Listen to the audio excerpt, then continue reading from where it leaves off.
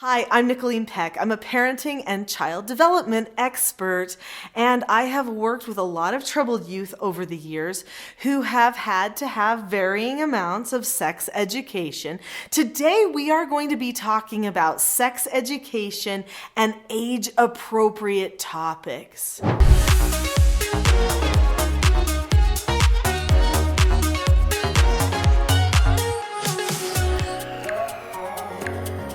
Not only do I head teaching self-government, but I'm also the president of the Worldwide Organization for Women.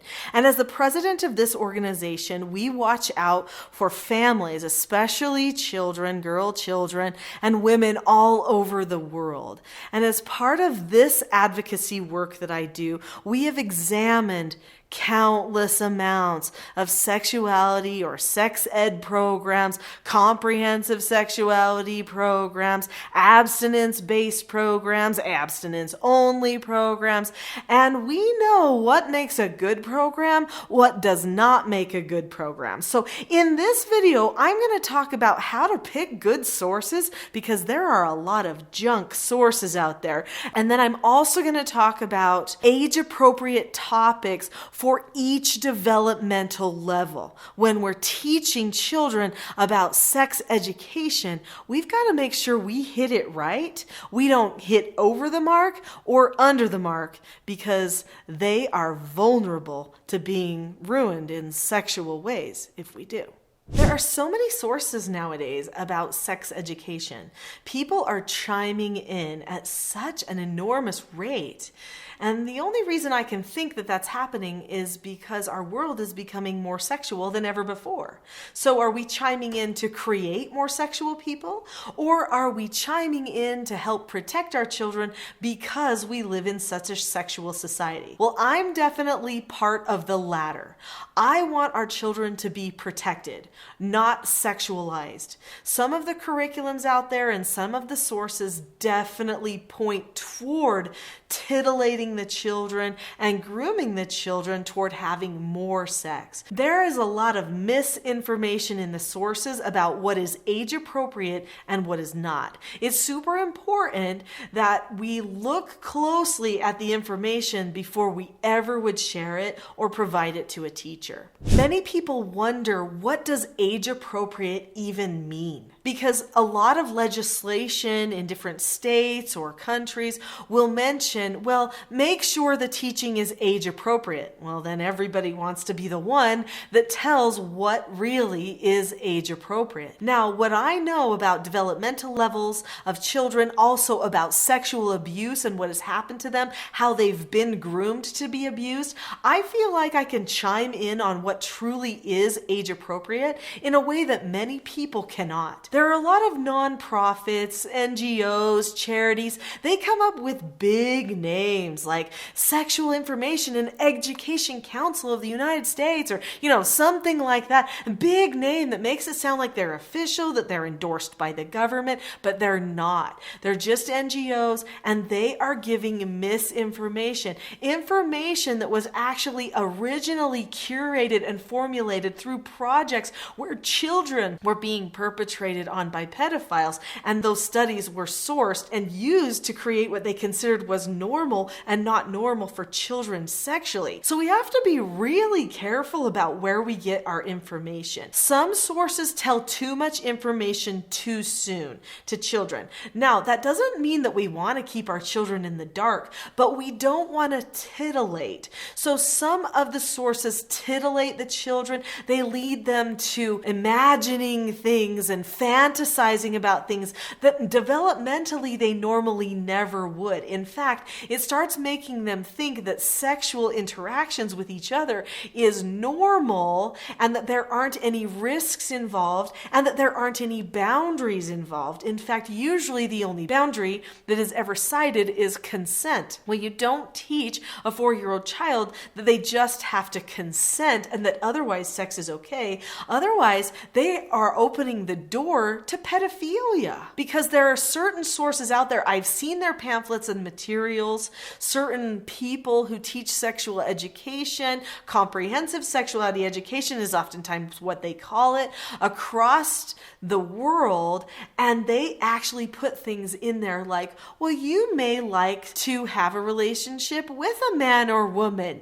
They don't even hide some of the pedophilia references in there. This is very disturbing. So you want to be really careful when you're looking through sources that you find something that doesn't tell too much too soon, doesn't titillate, doesn't lead to fantasizing, and doesn't blur boundary lines that our society has held on to for years and years that have kept children safe. Just one more thing on bad sources, okay?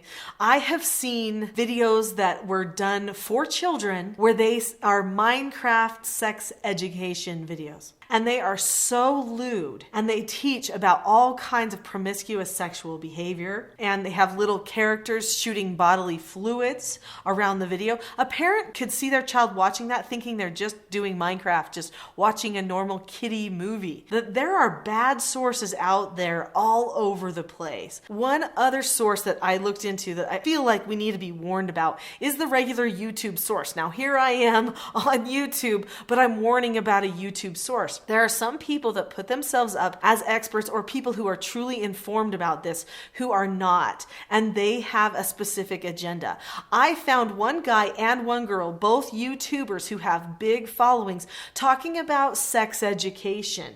And then I also found them on videos where they were promoting BDSM behaviors. That's torture sex. So how could they be promoting torture sex on their channel and promoting sex education? These are totally conflicting to be leading children toward that. So we have a lot of people out there that are making the area of sex education really overwhelming to parents, and I am fully aware of that. So we're going to talk now about how to know if a source is a good source, and then we're going to get into the needs that the children have developmentally as you are teaching them what is age appropriate for sex education and understanding about sex at different ages. But first, I just want to know if this is helpful to you. If you find this video useful, and maybe you've learned something here that you haven't known before, please give it a thumbs up so that I can see that what I'm providing to you is something that we want to keep providing. So how do you know a good source? There are 3 different factors that are present in all good sources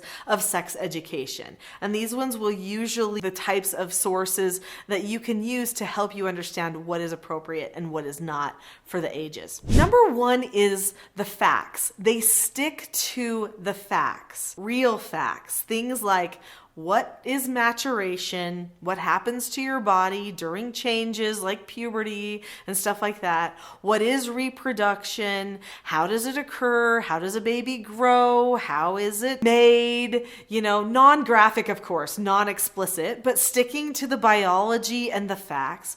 Also, the family will be present. So there will be discussion of family, of child development, of talking to parents and bringing the family in and being involved. Also, wholesome relationships. So many of the sex education programs out there promote promiscuous relationships. They promote the children going and experimenting sexually instead of leading them to healthy, wholesome relationships. Relationships that lead them toward having families and creating good societies rather than just pacifying their physical desires and their lusts for pleasure.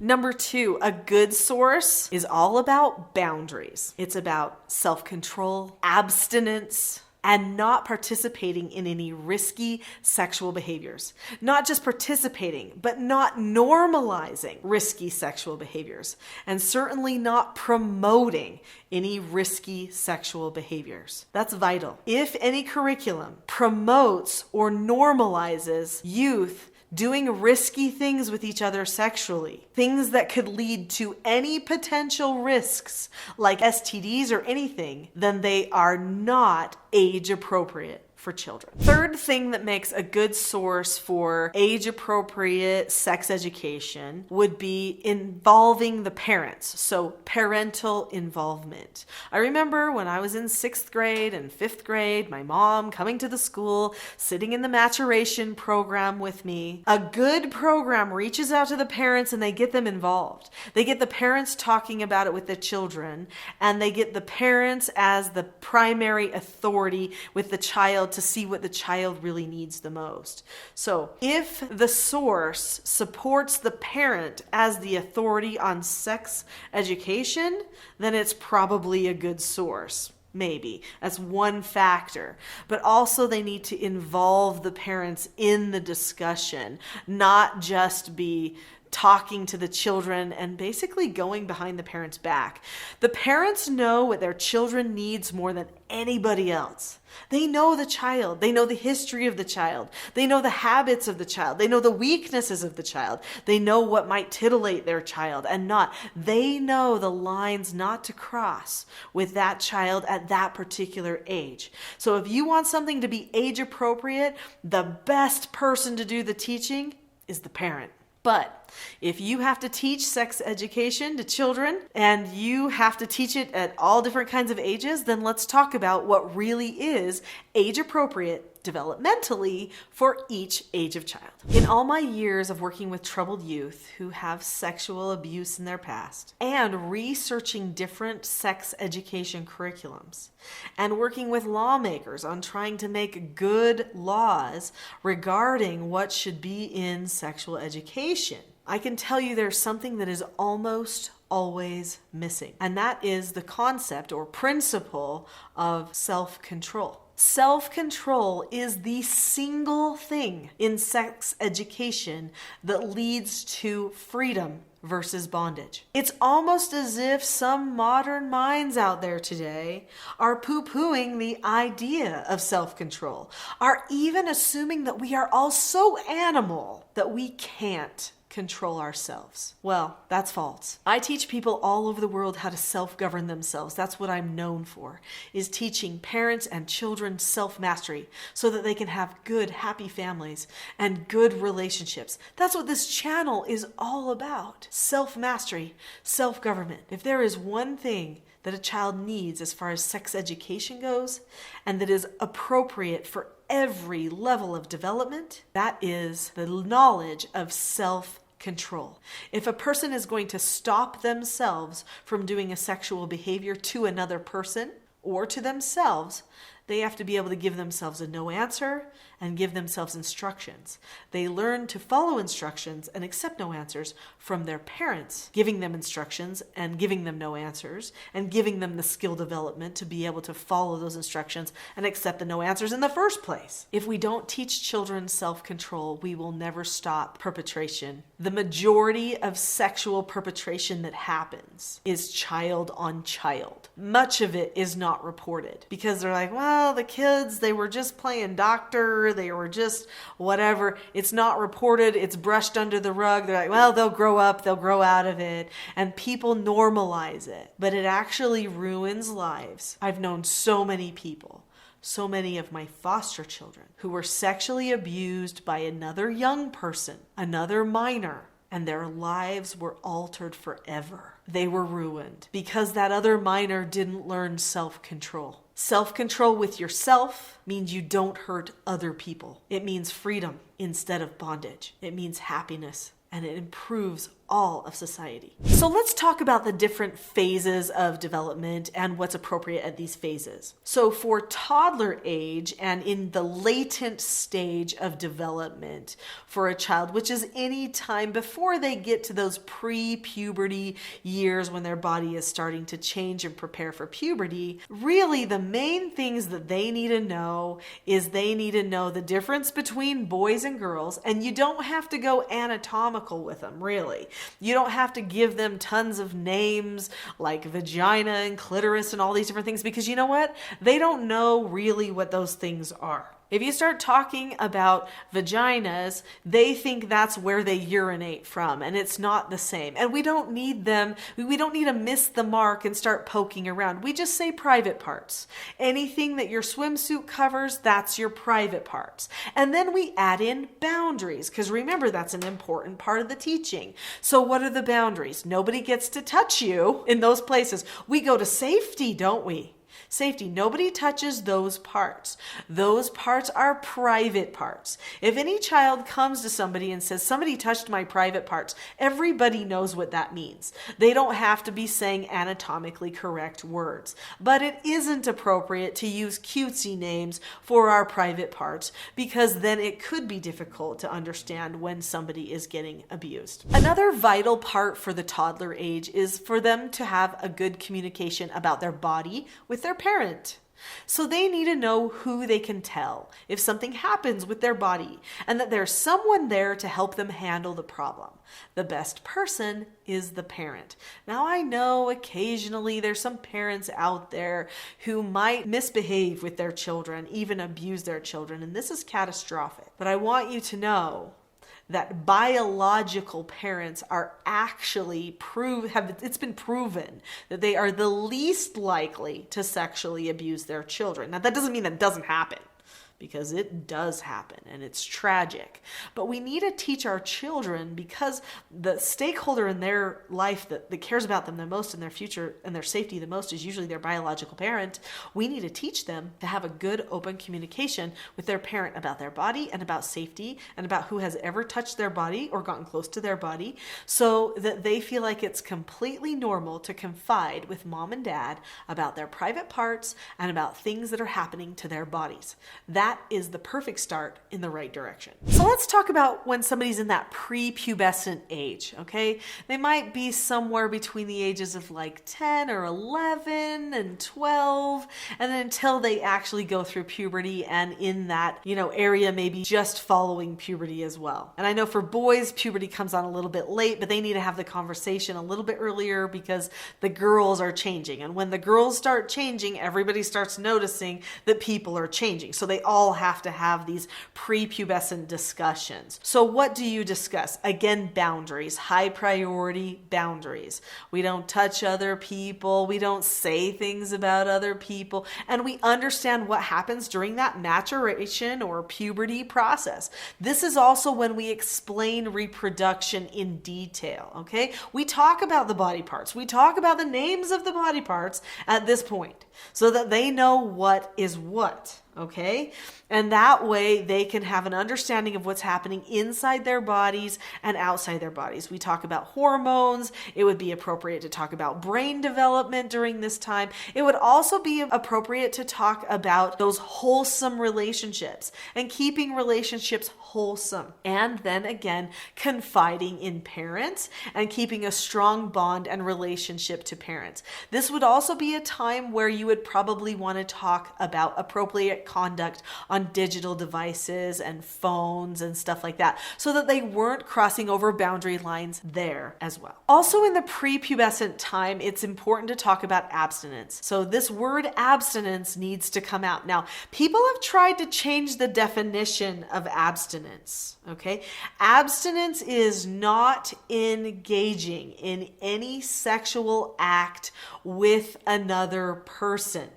Some people say that abstinence is just not having penile vaginal intercourse, but anything else is still abstinence. No, most of those anything else equate to risky sexual behaviors that can still bring a person to STDs, to emotional conflict, and to social problems, maybe even abuse situations. They're risky sexual behaviors. They are not abstinence. So make sure we stick to what the real definition of abstinence is. It is not engaging in any sexual behavior with same-sex or opposite sex. All right, when a child is in their teen years, then it's age appropriate to discuss some of those risky sexual behaviors. Don't normalize them. Don't go into great detail about the ins and outs of them, but discuss what they are. Discuss the STDs. Discuss the risks involved in getting into a sexual relationship. Discuss abstinence, again, abstinence and what the real definition is. Keep bringing the parents into the conversation. Keep discussing wholesome relationships. Discuss the boundaries. Discuss self-control more than ever before. Because this is the time where major habits can be formed and be really, really hard to break. I've worked with so many youth who have sexual addictions. They hate that. It doesn't even matter if society told them it was fine. They hate it. They hate that it pulls on them, that when they're with somebody, they have to think about it, that they get a craving to do something to themselves or to see something or to do something to somebody else. They hate it. It's bondage. So self-control is vital. If you want to learn more about self-control, I highly recommend my next video, which is what is self-government? Self-government is the key to controlling yourself in all things. And the principles that I teach in teaching self-government parenting helps control even sexual addictions. So go to that next video now. What is self-government? And get some more help in leading your children, your students, and yourself to further self-control in all things.